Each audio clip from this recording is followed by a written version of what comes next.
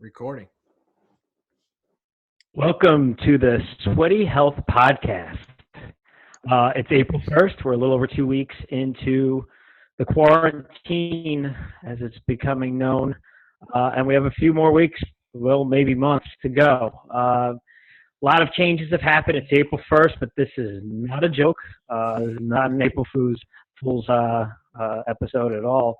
We're joined by two people today. We're going to talk a little bit about the current state of education as our schools were closed and our kids are home. Parents are becoming teachers.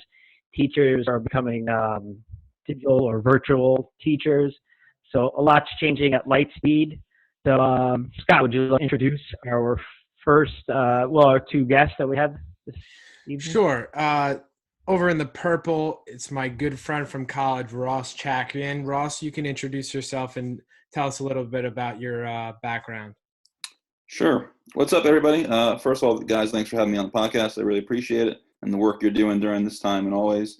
So my name's Ross Chakrian. I've been a physical education teacher at the elementary level for the past 10 or so years. I currently live in Central Maryland, so like right outside the Baltimore metro area. I was a teacher in one school for about my first 9 years here in Maryland.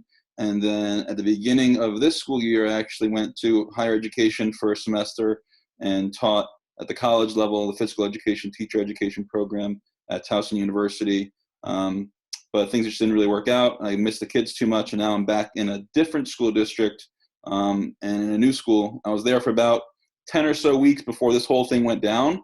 So it's pretty interesting for my perspective on it. Number one, being in a new district. Number two, having just really started to get to know the kids in my classes during that time, because they only have PE in the school, at my elementary school for 60 minutes a week.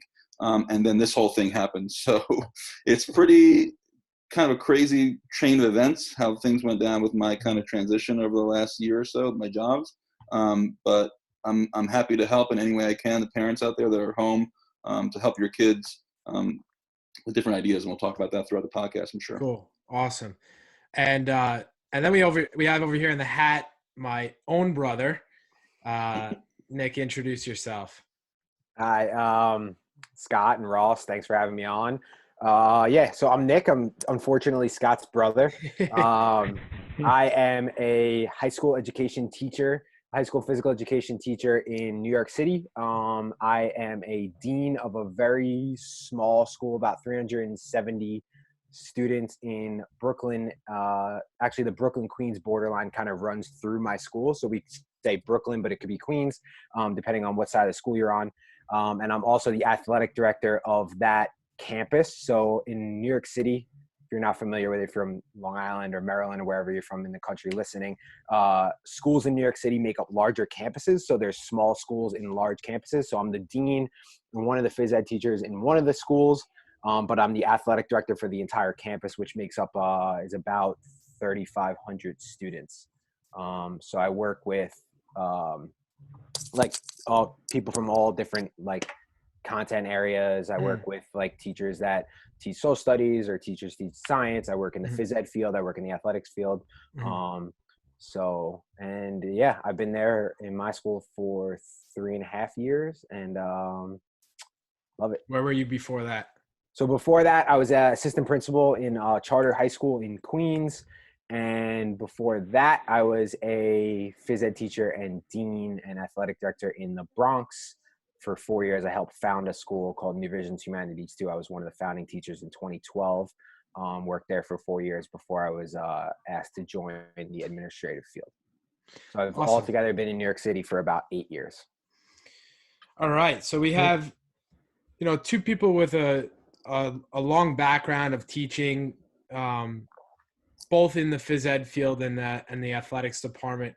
So the reason why we wanted to get you on, because we've been seeing that parents have now become 10 different roles. They're in 10 different positions. They're teachers. They're struggling to be parents and teachers at the same time and work remotely if it's new to them.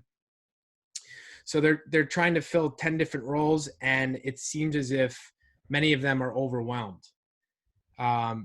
So I'd like to hear from you guys kind of what you are doing right now for your students, and then we'll kind of get into how you can help the parents. Because right now it's really all about how we can keep the students engaged and how we can keep the students active during a time when they might think it's vacation or summer vacation. They could just have to, do their work and then they're done for the day by like 9 a.m. Mm-hmm. So what are you guys doing right now that I guess keeps your kids engaged? So we teach a super diverse, low-income population of students. We found that we didn't think it was going to be successful to like really structure our day online like they would have inside the school building. For our population of students, that wasn't going to work. Because they may be a babysitter. They may be that teacher. They may be that parent that you're talking about. Because a lot of our parents are nurses. They work in law enforcement. They work in the city somewhere. So they're actually still working right now and they're not home. So you're saying those kids actually also are the parents to their siblings and they're the cooks. Yeah, so they're playing themselves 10 roles already. Right. So they were doing that 2 months ago. So now, let alone they're home with their 5-year-old brother. Yeah. So our day online looks basically like each teacher during the week will post 2 recorded lessons that usually last about like a half an hour. They'll post 2 assignments and then they'll post an assessment at the end of the week. That's what our content looks like. For phys ed, we have 3 recorded workouts that happens throughout the week. Mondays is yoga. Wednesdays is a body weight workout. Friday is a cardio workout. The student has to either record themselves or take a picture or do a write-up after they finish the workout. Mm-hmm. And you guys are using what software or platform? So we're doing everything through Google Classroom, which is like a super easy, interface to use for parents, teachers, and students. On the athletics front, which I could talk about this maybe a little bit more, but we're posting like really, really easy 15-minute or less workouts every single day that uses absolutely no equipment that every single one of my student athletes can do. Because I know that my kids don't have dumbbells, they don't have bands, they don't have like some kids don't have yoga mats and things like that. So we're kind of like, you have to figure it out on the fly. So we're not doing that structured like day to day, like period by period. And there are schools that are doing that. There's schools in our campus that are doing that. There's teachers that hate it. There's students that hate it. They're not finding it to be successful. But I know that it definitely does work for some people because there are people that are out there. There's teachers that are out there that are doing that. But for us, that wasn't going to work. So you chose the platform that you thought would have the greatest success, not the one that necessarily may have the tightest structure that mimics what they're used to. Right. You wanted compliance over everything else. Right. We wanted success and like actually seeing a kid do something rather than BS it. And they're like, if you go to the like Chancellor of New York City schools and you show them like, I have like 30 kids in my class from 9:05 to 10:05 and they were learning the whole time, like maybe they were just like sitting at a computer, not really paying attention. We were like, what's going to be most successful during this really like weird time for 14 and 15-year-old kids. And we went that route. All right, let's hear from Ross. I know Ross had said Ross is with younger kids. So you're with high school kids. Ross is with elementary. So it's completely different. Yeah. So I want to say, at least for us here in Maryland, we haven't fully gone full tilt with distance learning as of yet. The past 2 weeks, we were off. Our state superintendent of schools basically said, hey, we have to shut down. We got notified the day before that happened. We came into school that Friday, the next day, and they said, hey, this is the last day for the next 2 weeks at least. And those 2 weeks, there was nothing to be sent home from teachers. We were not able to contact students. This was kind of time for our central office people to kind of figure out, all right, what is our next kind of move here with this, pending guidance from, again, State Superintendent and Maryland State Department of Education. We're now into the 3rd week. So this week right now is kind of what we're doing as teachers is we're trying to formulate our plans moving forward, because we have been told, at least for the next 4 weeks, that we are out of school. So distance learning is going to happen. Like Nick, we are also using Google Classroom. And this is something that, at least at the elementary level, for me in particular, it's concerning, just because a lot of the kids at the elementary level already aren't very independent. They need a lot of help during the day. That's kind of with like regular work. In terms of their digital literacy skills, those things might be lacking even more. So as teachers, this is really the time for us in particular to really see how much we know about our students already and take that into account before we kind of push anything out there to kind of expect from them. So that's a huge thing right now. And obviously it looks a lot different in a lot of different places. Like my school where I'm at, it's borderline Title I. And for those of you people that don't know that, what that term means, it's, high rate of free and reduced meals, usually a high rate of low socioeconomic kind of status in their families and stuff like that. So kind of paralleling to what Nick has been saying, my kids might not have, parents at home that are willing to even help them. And my concern moving forward with this is that for distance learning to work, particularly at the elementary level, like my district wants us to do, and a lot of other districts want to do, is that there has to be parent involvement at home for it to really work, at the elementary level in particular, because they just need so much help. So that's a concern, for sure. In terms of priorities moving forward, for me, I mean, my school is I was very fortunate to be in the school that I am now, because they put a high priority on social emotional learning and connectedness between everyone in the building, kind of above all else. And that's something that I think they want us to continue now. So we're trying to kind of reach out to students right now during this week, get them connected, hopefully to the platform that we're using in any way that we can. And what does that look like? Does that look like you calling them one-on-one? Yeah, so basically there's like, just today we kind of, as a cultural arts team, so myself as a PE teacher, the media teacher, music teacher, the art teacher, we all kind of split up all the kids in our school and said, hey, we're trying to invite all of them to this one cultural arts Google Classroom that we're sharing together.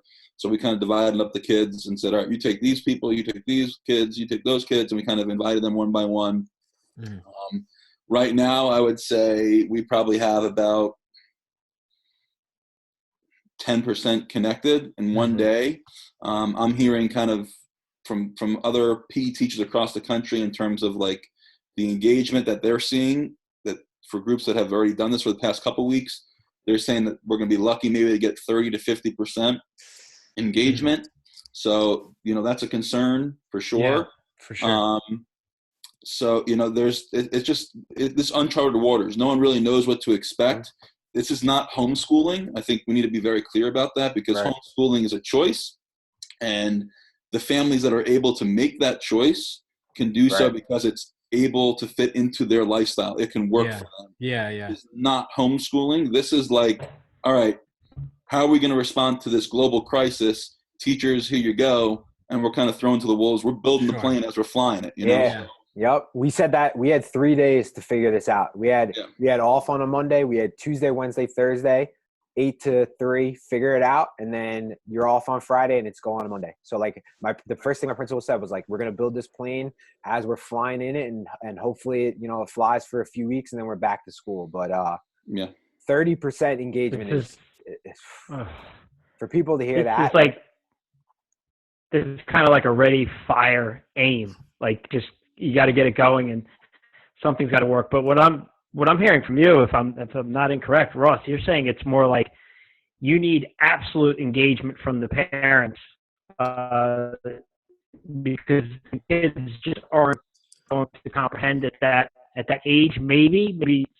I mean, you're talking about elementary. What age are we talking to? Yeah, like so 1 to 6. 1 to 8? We have kids in my school as young as 3 pre-K kids, and then all the way up through 5th grade, which is 10, 11. So I mean, the 4th and 5th graders, they do some stuff already on Google Classroom, at least in my building. So they have some of those digital literacy skills that are pretty solid. But for like when kindergarten teachers go into the computer lab, like it'll take them like 20 minutes just to get their kids logged onto the computers. So it's just going to be for distance learning to work. And I think the way that districts want it to work, there really has to be a strong buy-in from the parents.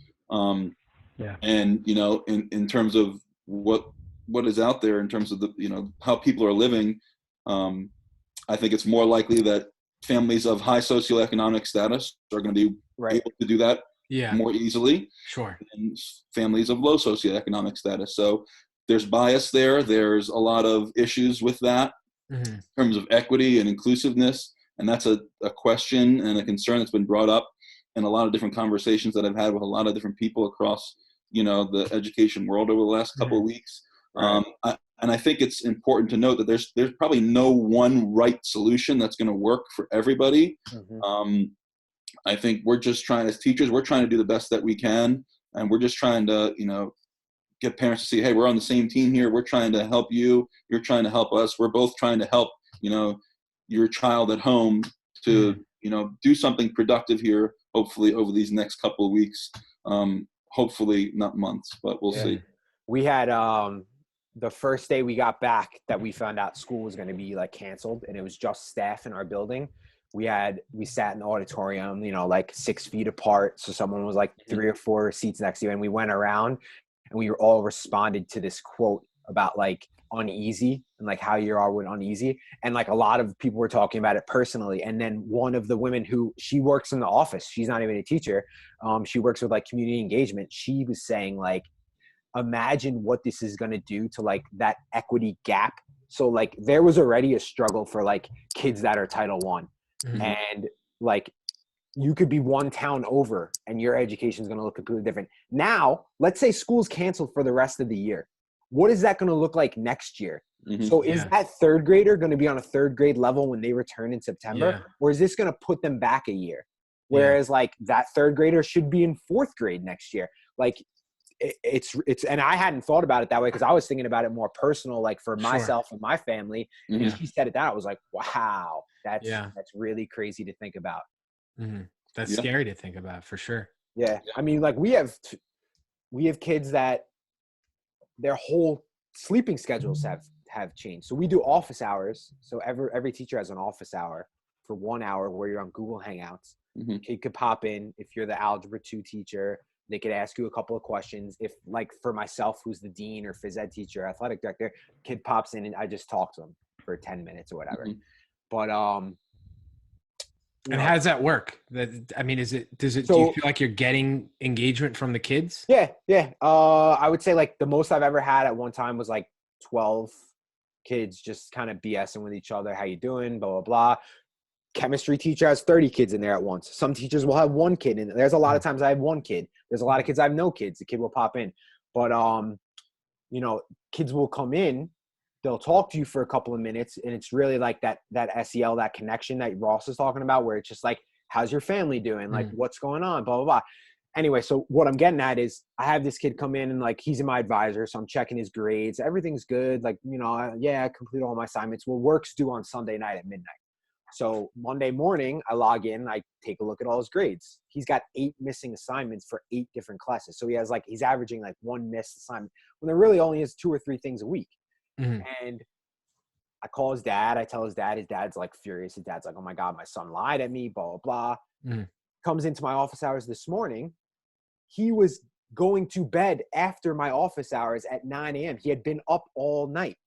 Why? So he's completely playing video games, doing God knows what. His sleep schedule had completely shifted, where now he's staying up all night. He's going to bed at 9 a.m. He's sleeping till 2 in the afternoon. He's not going to be able to go to sleep at midnight. Yeah, no. So now you're seeing a lot of problems going on, like health wise. Right. So now I see his dad. His dad's calling me on Monday when I'm saying like, oh, he's not doing his assignments. Like, just wanted to check in. I want to make sure like, he gets all his grades. Now I got to call his dad back. Like, dude, make sure your son's sleeping. Going to sleep. Yeah. Because he was at 9 a.m. going to bed. Yeah. That's, that's important what you're saying too, is that, we talked about parents are having roles thrown on as both of you being educators, one of younger children, one of older.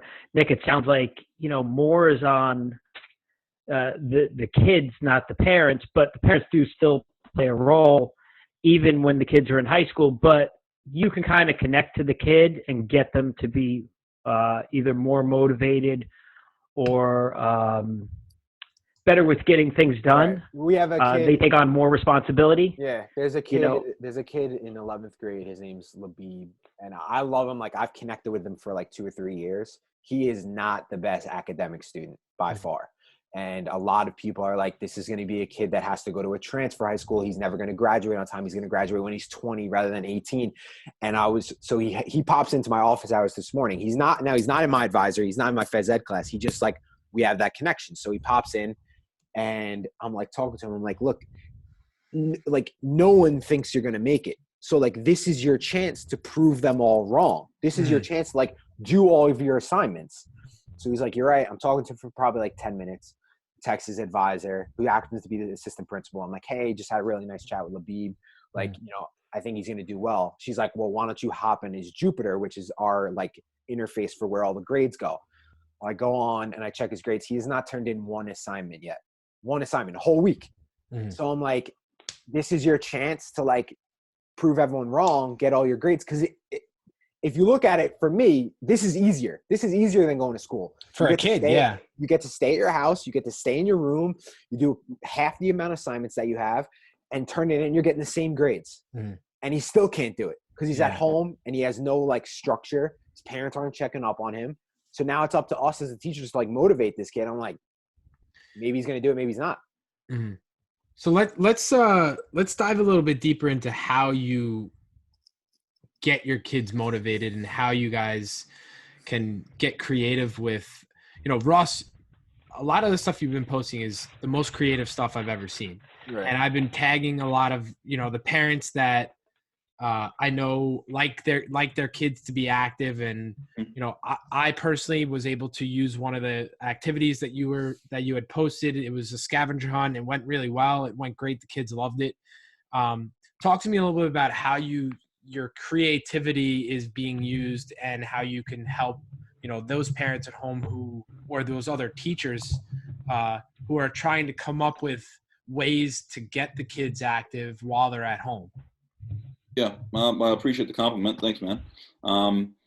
You hit the nail on the head, I think, with that word creative. We have to get more creative now, especially as PE teachers, right, than ever before. I think right now it's like, sorry to cut you off. No, you're fine. Right now is a way for phys ed teachers to really prove how great of a teacher they can be. Right. Right. Cause you have that, and I know that because we have friends who are all phys ed teachers and you guys are all the creative type and not the roll the ball out kind of person. And there's that look on phys ed, like, oh, you don't have to really work hard. You just play a sport, but you guys were never that type. And now is a way for those types of teachers to really prove to their students in their, districts that they are creative and they can teach. Yeah. I mean, I think what you're saying about that perception is absolutely true. I don't think it's any surprise to anyone, that PE kind of has that reputation of, we're just doing this today. It doesn't really matter. Or we're just walking laps today, or we're just throwing a ball out, like you said, roll the ball out. There's a lot of that perception in our field, and I think PE teachers in the past, we've definitely been some of our own worst enemies because we've kind of brought that on ourselves, right? I mean, there's a reason why in every kind of movie that you see out there that involves a PE teacher, they look one certain way, right? Yeah, right. I mean, it's rare that you would ever see. I don't think I've ever seen a movie where there's a dedicated PE teacher that's actually teaching. And when you think about PE, physical education, and this is a post that I've seen kind of circulate around Twitter and a discussion a little bit around Twitter too. We're so used to in our field kind of focusing just on the P, the physical, right? We're forgetting oftentimes about the second half of that, which is the education piece. Yeah. Yeah. So what are they actually learning in our classes? What are they actually doing to show that they have learned something? So this is, definitely, like you said, a time where we can kind of really shine and, not only provide our students with opportunities to get active that are meaningful and purposeful within their own context that might be existing for them at this moment, but also as PE teachers to kind of advocate on our own behalves a little bit, to show that our subject area does in fact matter. If we're doing it the right way, I should say that. If we're doing it the right way, if we're doing it the right way, it does matter. And for parents to see that, I think, because parents a lot of times are either your best ally in public schools or even in private schools too, I guess, or they're your worst enemy. So, if this is a time right now for us PE teachers to kind of really get creative, to show parents, hey, this is what we can do. This is what we do on a daily basis that you don't necessarily see, but now you have the opportunity to see it at home. So, I mean, things that I've been posting out on my Twitter, I've been trying to get creative with it. And I think the key right now is to kind of have kids be as involved in the process as possible.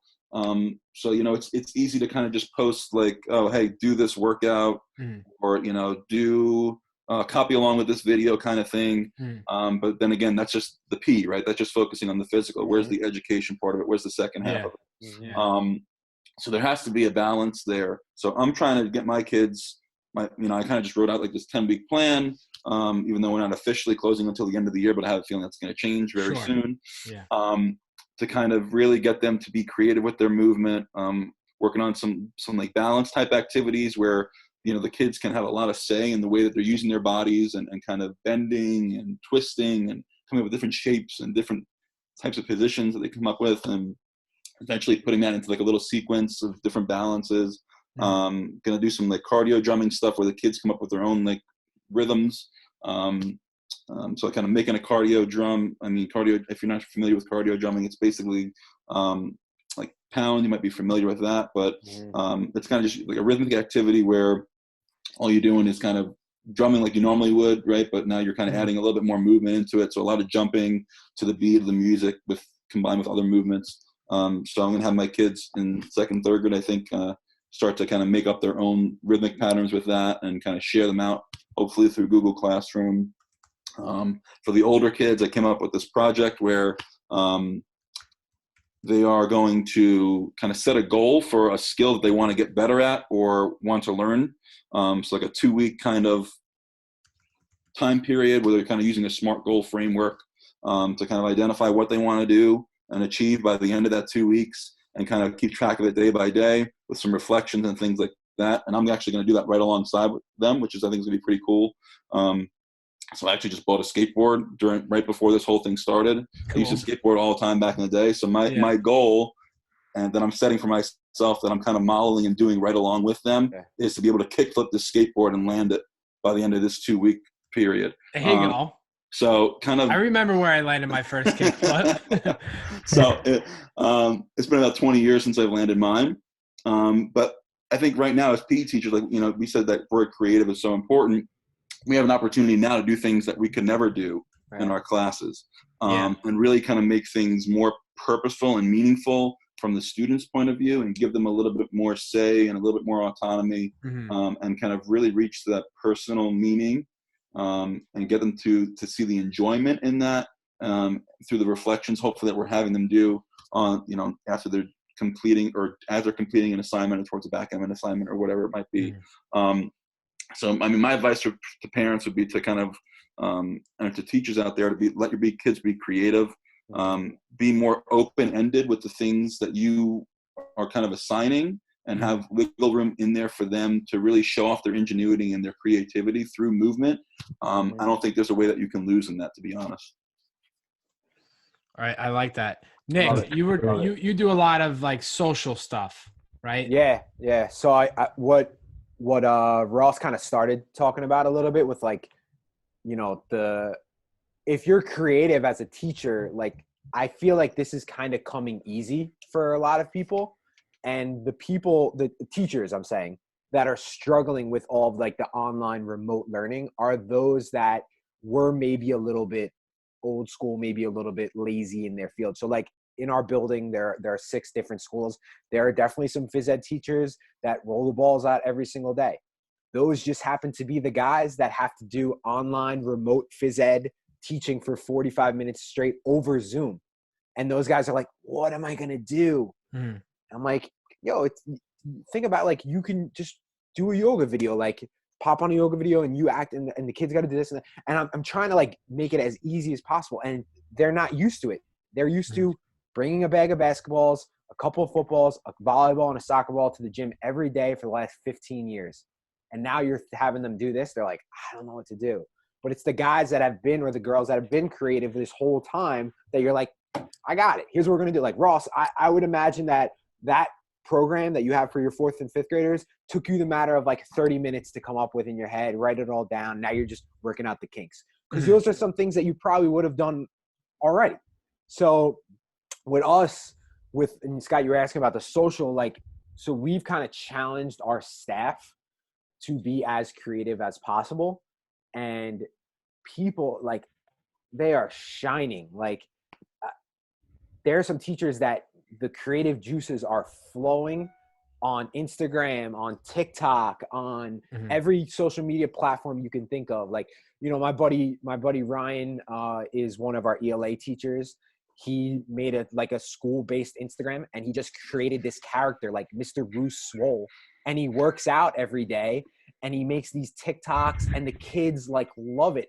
And if you find, like, he'll post a story on Instagram, and he's like, here's the dad joke of the day, and it's like a cheesy joke. And then when it's done, he's like, office hours going live in 5 minutes. And there's 30 kids in his office hours because they saw him on Instagram, and then they went to his office hours. Yeah. Now they're asking him about ELA work. Yeah, so you gotta tailor to what the kids are, like, especially for high school, where the kids are. You know, they're looking at their phones. So athletics, what we did was, like I was talking a little bit before, we'll do like a really easy workout every day. Like, you could do it right in your bedroom. You don't need any equipment. It takes 15 minutes. It'll take 45 minutes. So we're doing this workout. I'll post it with basically like the diagram, and then we'll challenge a coach to do it. And every day we'll have a coach send me a video, and we'll post the coach do it. And then we say, like, all right, if you complete it and you send me a video of you doing it, which on Instagram is so easy, I'll repost it, and then I'll add your name into a hat. And when all of this is over, I'm going to pull one name out of the hat, and you're going to win a t-shirt, a hat, and a pair of socks. And all that stuff I have sitting in the closet. I have a million of them. So I don't care if I give out 10 sweatshirts. But it's getting the kids like, oh, I want to win that sweatshirt. Like, oh, like I saw Coach Amel doing this workout, or I saw the volleyball coach doing this workout, and they're doing it. And like last Friday, we had like 16 different kids send me videos, and we're just reposting them. And then Monday you have more, because more kids want to get involved. They want to see their face do it. Yeah, they want to get reposted. We had a girl this girl Maya, who is not an athlete at all. I'll just pull up the video to see if you guys can see it. So she, not an athlete, not on any teams. She just follows it because she goes to the school, and she sends me like, hey, Mr. S, like, check this out. It's a video of her and her mom doing the video, and she edits it, and it's hilarious. And I'll see if I can pull it up and show it to you guys. You can send it to me, and then all right, and then I can show it. Scott. Here you go. All right, I just Instagram messaged it to you. And it's her and her mom doing the workout. And like, who knows if that mom would have been active before, but like now she's spending time with her mom. They're having this bonding thing. They're getting a little active. And she had fun with it. So I think like you got to be creative in these times. If you're a teacher and you're not creative, there are so many things on there. Hop on Twitter, hop on YouTube, go on Facebook. There are teachers out there that are doing cool things. I know like read alouds, like, oh, like, how am I going to get mom to like read this book to my son? He's in like 2nd grade. Use screencast and record yourself as the teacher reading the book. Now the kid doesn't need the book. You just read it to him, and you're giving the mom 10 minutes to do the dishes, because the kid's going to sit in front of the computer and watch the teacher that she's really comfortable read a book to them. So teachers just there are things out there. Try to get as creative as possible, because that's how you're going to get that student buy-in. And like what Ross said before, parents can be your worst enemy in public school, but they can be your biggest ally. And if you're putting great things out there, that are helping them out as this new like parent teacher role, but also like Sure. I have to be on a call for my work, or I need to fold the clothes and this teacher's helping me out. They're going to come out of this and they're going to be like, you know what? Mr. S really helped me out. And he was putting out some good things during this time. And you're going to get some more allies if you're putting out good things. But if you're doing busy work that the kids can't do, and it's nonsense, and the kids are really getting nothing out of it, like there are going to be a lot of teachers out there that are doing, you're not making any friends, and you're not doing it right by the kids at the end of it. Yeah. Let's take a look at this video. I'll share the screen real quick. So I see you got it. Hey, 600 FKO. views. It's your girl, Maya.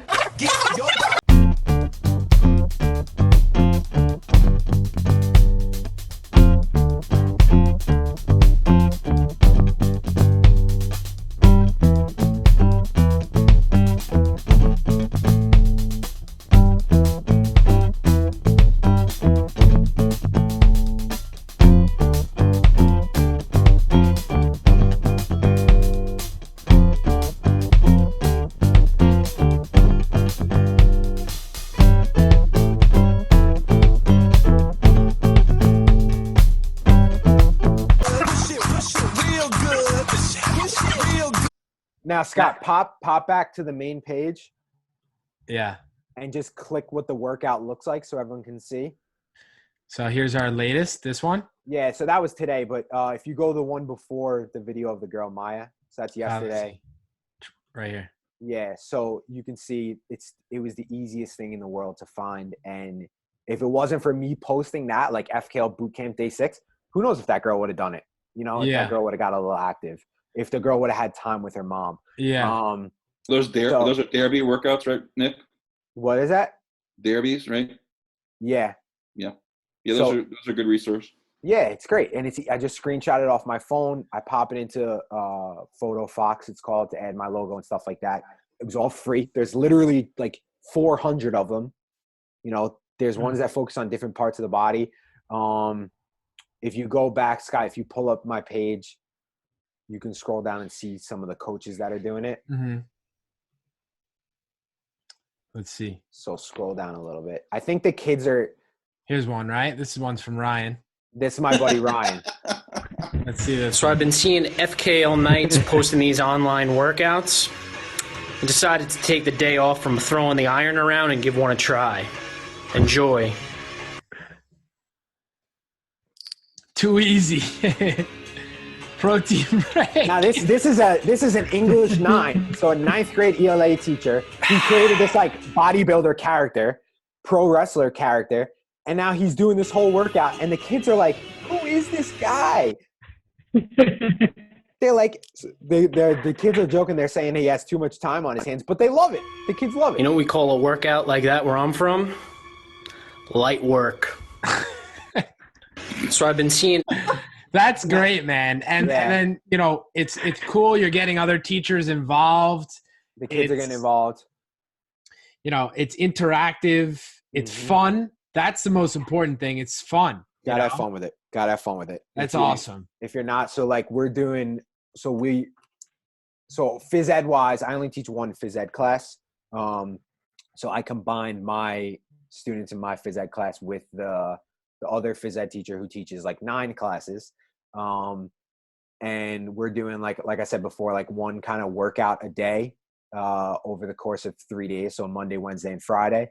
And Mondays is yoga. Like next week, I'm going to do the yoga over Zoom. Instead of the kids watching a video of yoga with Adrian off of YouTube, they're going to watch me do it. And like, I'm not a yoga instructor. I don't really know what I'm doing, but I'll figure it out, and I'll probably struggle, and they'll probably laugh at me. But you know what? I guarantee you I'll have more kids watching me do it than some random girl off YouTube. Yeah. So you got to have fun with it. You got to be creative, and you got to be willing to do it, because if you're not willing to do it, you're not going to get the results you want out of it. Mm-hmm. What's the feedback from I guess kids, parents about like those school sports right now? I think I know in New York it's definitely there's nothing going on. What's the feedback, Nick, you're getting, and even Ross? There's no Little League baseball, there's no high school sports. Kids want to probably go to the court and play basketball, and they're kind of discouraging that.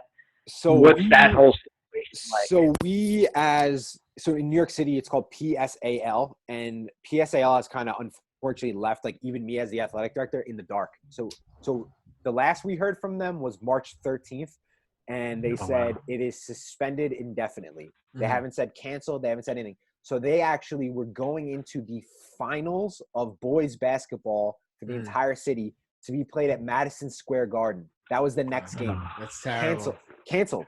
So there's a lot of bad stories like that. And the kids are like, is this game going to happen in June? Is it going to happen in July? Is it going to happen next year? Or is it going to get canceled and there's no champion?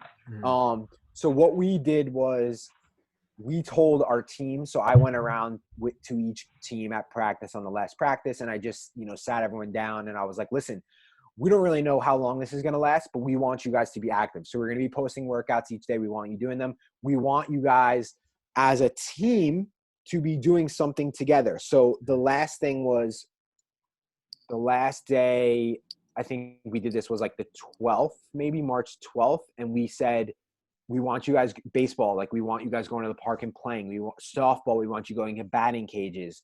That was prior to all. That was prior to us then, like, finding out a few days later, like, no, kids can't do that. So our coaches have really just been, like, actively, like, reaching out, and just, like, that SEL portion is like, how you guys doing? How's your family doing? Is everyone all right? Just support. School? It's all about support. How's school going?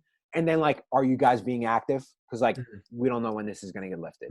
So parents, Ross, to answer your question about parents have kind of just been like, hey, like, what's going on? And we have to be like, we don't really know. It's the uncertainty. Is not the great answer, but that's the answer we have. Yeah. So I wanted to share a quick little video, because this is actually how Ross gets creative over on Twitter. He shares this on a lot of his socials. And here's everyone, his video. Ross Chakrian here, coming to you with another Gopher Active Home Challenge. For this one, all you're going to need is a plastic grocery bag, yourself, and a little bit of open space, either in your home or outside. So basically, the idea of this one is a timed 30-second challenge. You're going to be trying to toss your plastic grocery bag into the air above your head, do an exercise, 1 repetition of it, and then catch this before it hits the ground. How many can you do in 30 seconds? I'm going to choose squats for this one. We'll see how it goes. Let's try it. 30 seconds on the clock. Let's do it.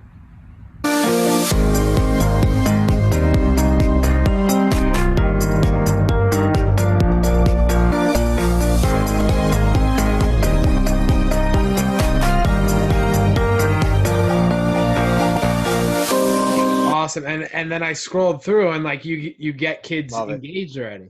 Yeah. Love it. Yeah. So that's a shout out to Gopher Sport. I do some stuff for them on the side, they're a great company to partner with. They're a company that makes phys ed equipment, and they do a lot of awesome stuff for our community as a whole. So big shout out to them, and I appreciate them letting me kind of post some stuff on their behalf, and all in the way of getting other people up and moving, hopefully, during this, even for just little challenges like that. Ross, do you edit that, or you just send them the video of you doing it and they take it? Yeah. So I edit it that way. Just because when I was doing it, it was just kind of weird. I felt like for people to watch me do that for 30 seconds and I wasn't really saying anything. So I added in the music, I added in the timer. I think especially for all of our learners, but particularly the younger kids, the visuals are important, super important. So, having that kind of stuff in there and being kind of conscious of all our learners. And we haven't even touched on the idea of, how are you going to meet the needs of English language learners, your students with IEPs, your students with 504s, your students that receive those special education services. So you have to really be thinking, teachers, about everyone and not just, your most high flyer of your students. Be thinking about how you can meet the needs of everyone. Or at least differentiate, and through Google Classroom, the platform that we're using, we can do that by pushing out certain assignments to certain students and other assignments to other students, which is pretty cool. But you got to be thinking about those kinds of things, and don't just think about for your phys ed teachers out there that might be listening, don't just think about your athletes, the things that they can do.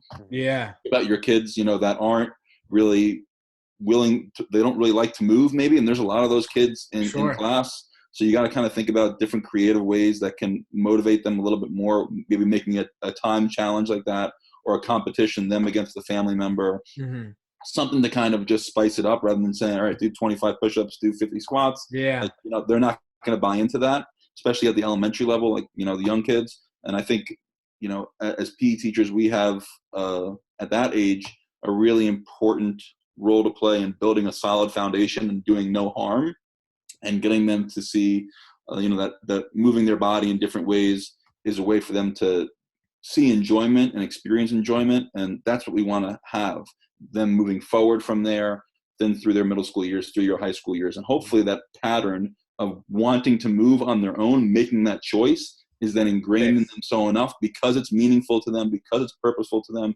because it's enjoyable to them, because they enjoy the challenge of it.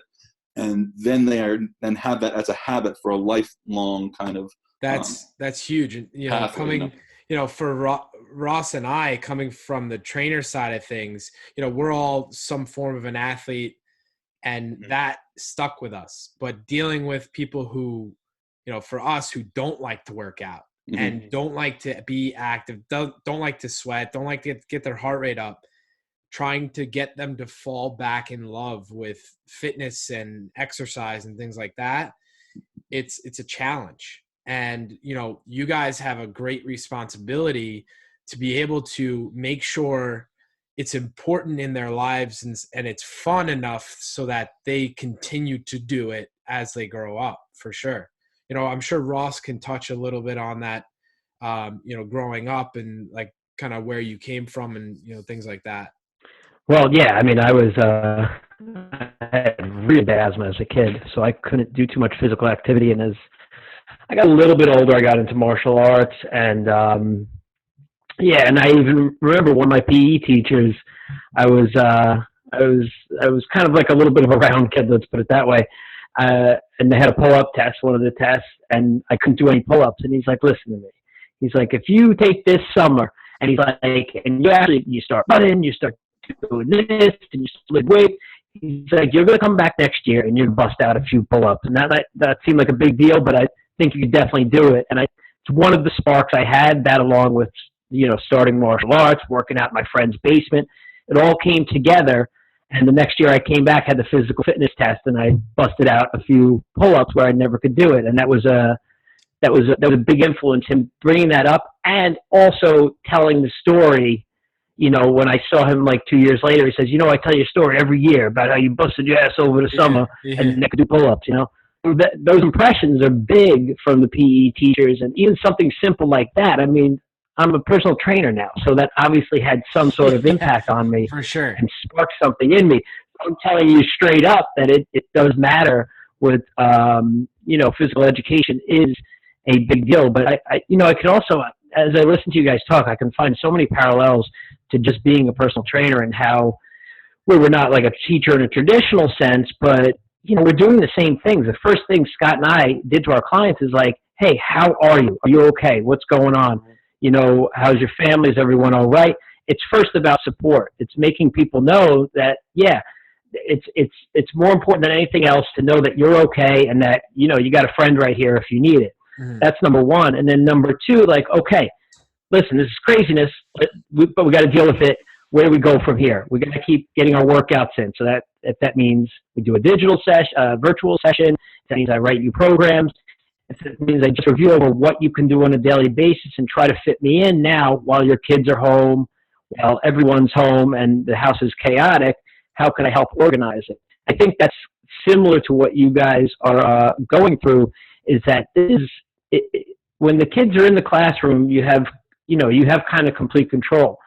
What you're relying on now is coaching them. It's more of a coaching job now, where you have to coach and inspire not just them, but also their parents and everyone to kind of work together. And that's a real challenge. And like you guys both said before, this is unchartered territory.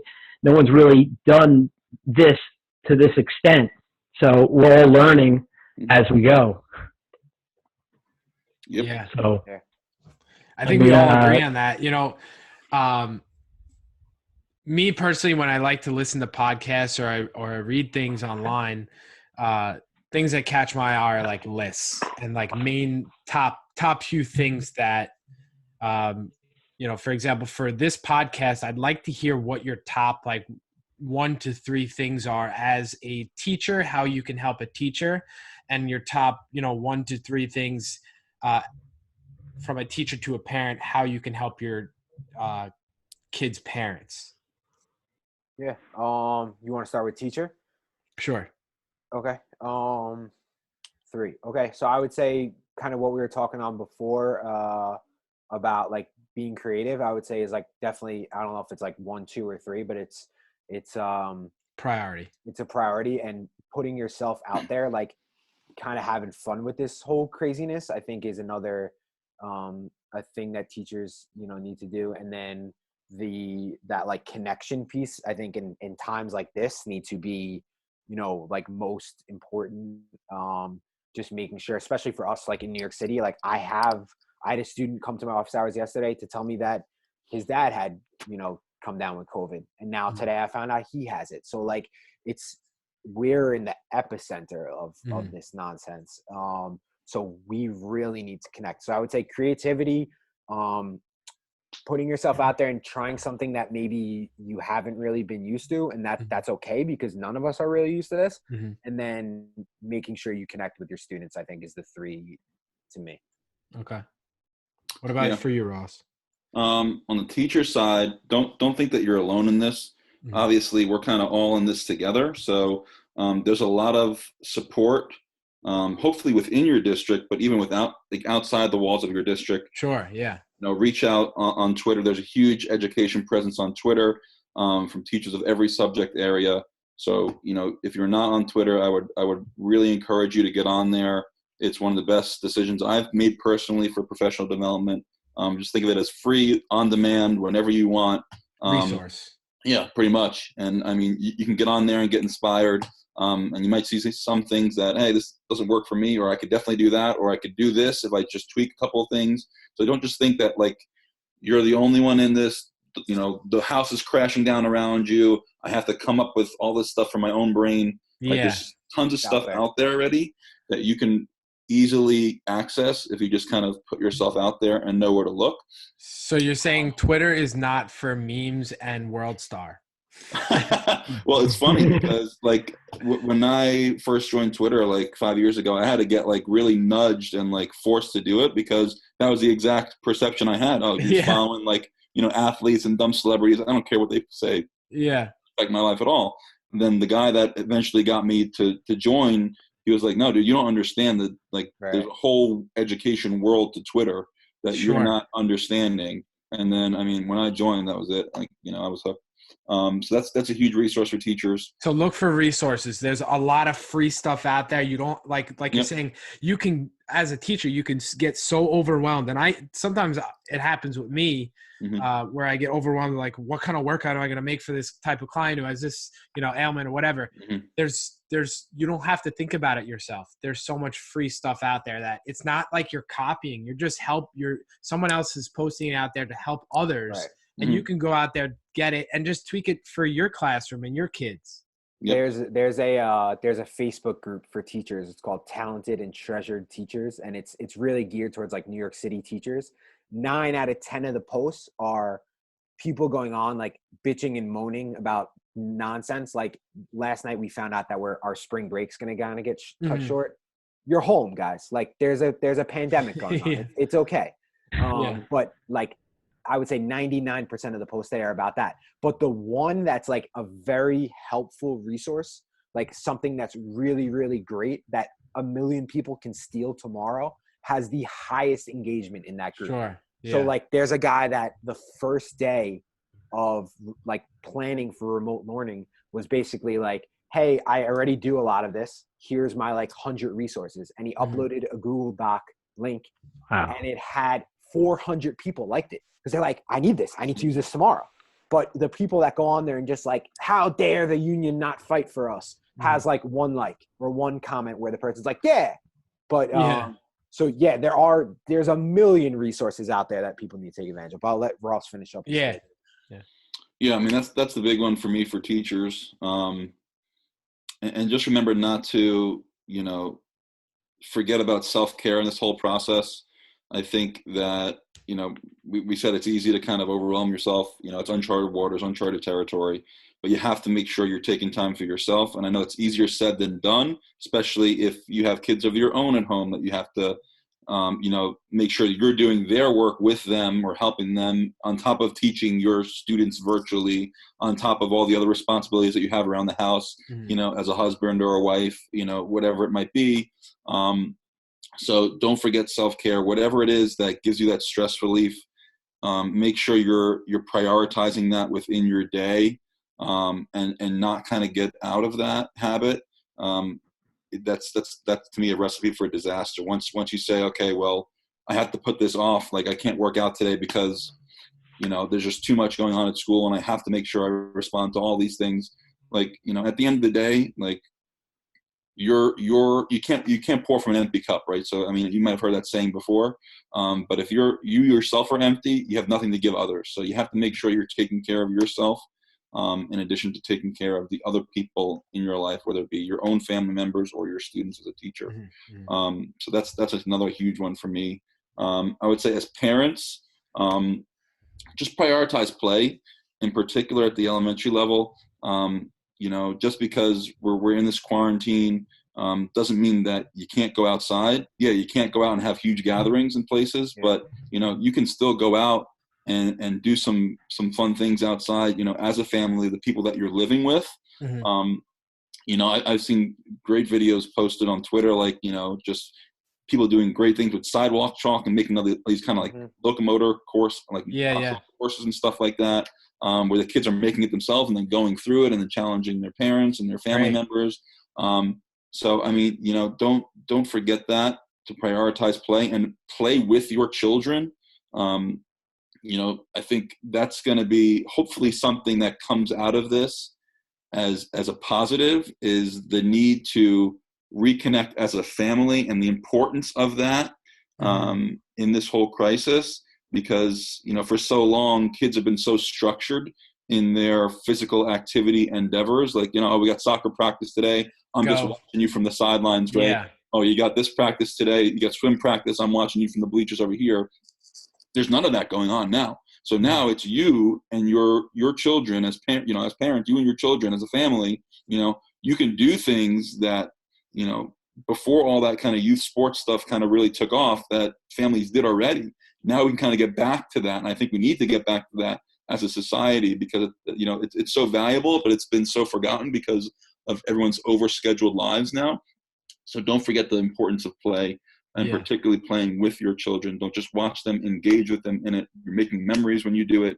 You're having so many benefits from it. So I would say that's my number one tip for parents, in terms of, activity, like physical activity. Get out there and do it with your kids.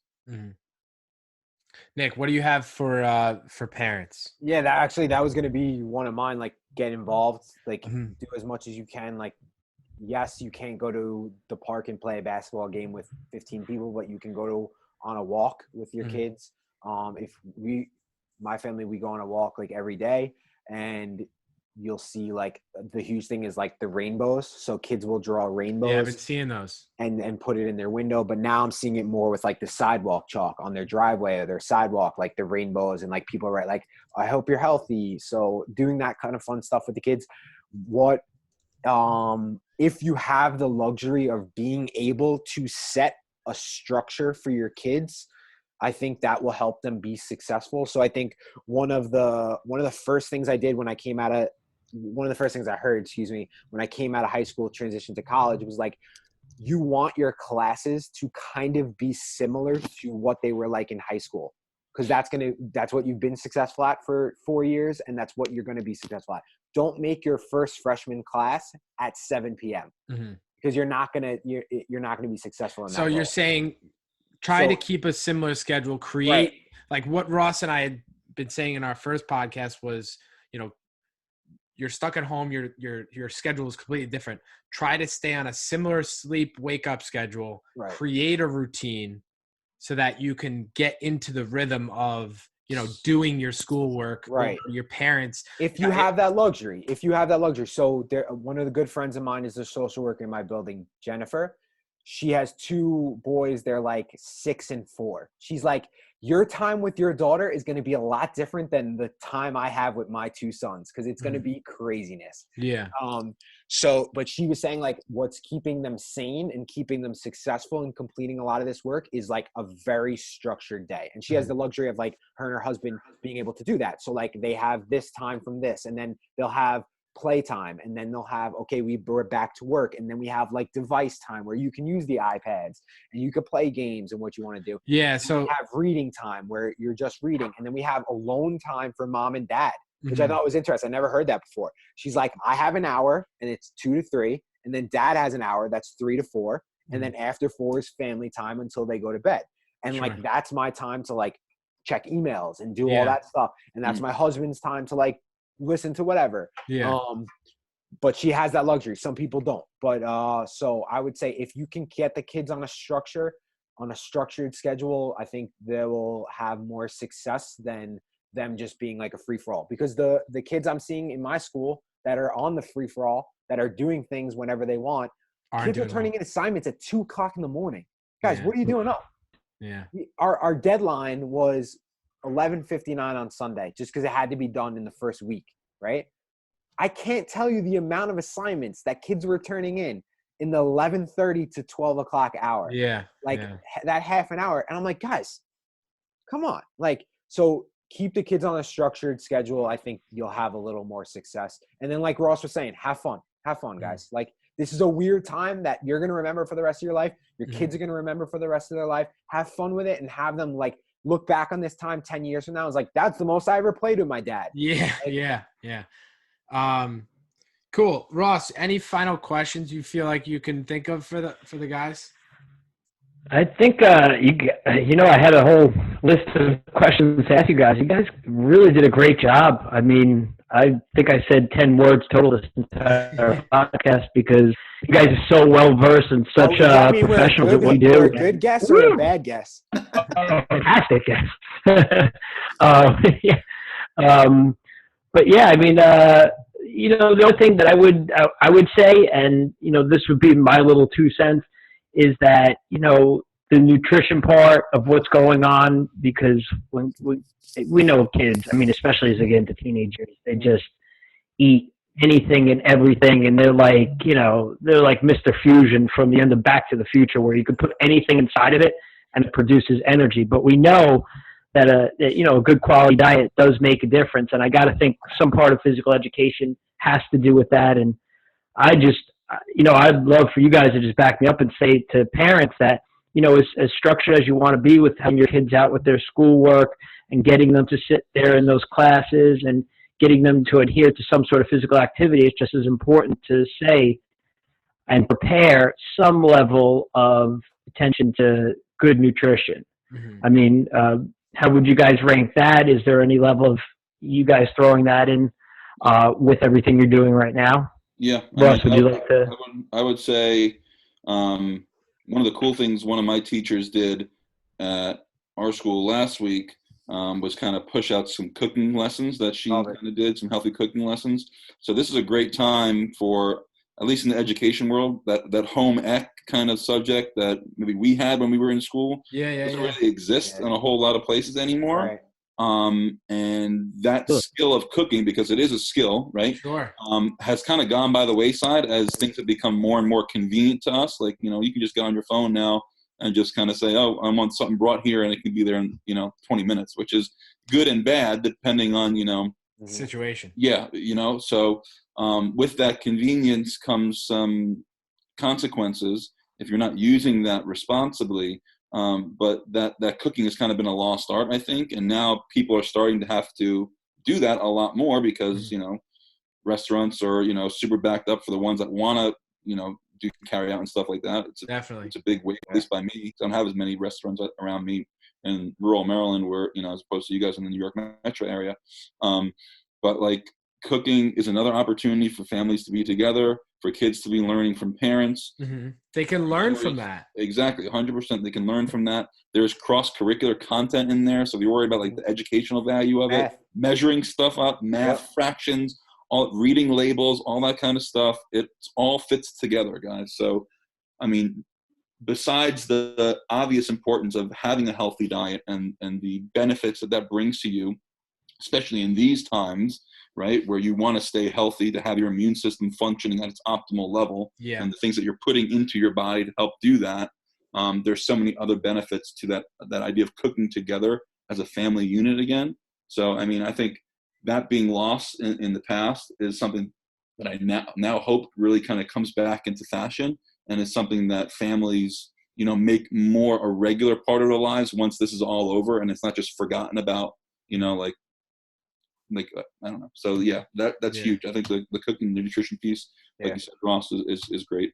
We have like and probably, I think Ross Chakrian's probably similar to me, but like we have like a set like number of dinners, and we just kind of like rotate through those dinners every week. Like, and I'm like, yeah, like those, I love those dinners, but like the last 2 weeks, the things that my wife has been cooking up, my wife's like, I'm going to like do some tasty dinners. Like, you know, like taste, and it's been great. And so I can only imagine if my daughter was a little bit older, her like spending time in the kitchen and like learning during this time, when like 2 months ago or a year ago, she would have just been seeing the same like consistent dinners over and over again. Because that's what not had a chance to learn. Right. So, like she was using like heavy whipping cream tonight. I'm like, what the hell are you making? And it was like an amazing pasta dish. And I'm like, what is the heavy cream? All right, we won't be talking about the nutritious info on that. We're not going to promote that.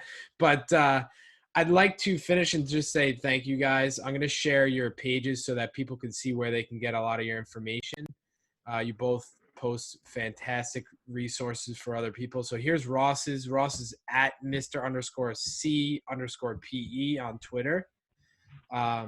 Nick's team's page for Instagram is FKL Knights.